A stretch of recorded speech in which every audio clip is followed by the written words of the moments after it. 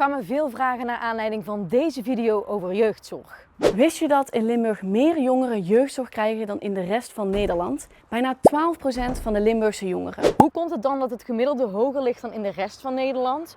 Of is de inzet van Limburgse gemeentes hoger dan in andere provincies? Maar we kregen ook dit soort reacties. Komt omdat Limburg kak is. En Logisch toch, het is een arbeidersprovincie. Vooral Parkstad dus. Dit gebied is economisch achtergesteld ten opzichte van de rest van Nederland. nou, dat hebben jullie nogal plat geformuleerd, maar er zit wel een kern van waarheid in. Niet iedere gemeente heeft dezelfde samenstelling aan inwoners eigenlijk. En dat kan ook meespelen. Stel dat je een gemeente hebt waarbij bijvoorbeeld de economische kansen ook wat lager liggen onder bewoners. Dan kan het ook zijn dat dit ook weer gevolgen heeft voor het aantal jongeren dat jeugdzorg nodig heeft in deze gemeente. Maar het heeft ook te maken met de decentralisatie.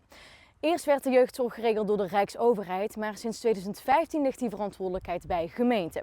Verschillende gemeenten richten de jeugdzorg ook verschillend in, dus daardoor is het aanbod in de ene gemeente groter dan in de andere en dat verklaart ook het verschil in de cijfers. Waarom het gemiddelde in Limburg iets hoger ligt dan het landelijk gemiddelde, heeft dus te maken met die samenloop van omstandigheden.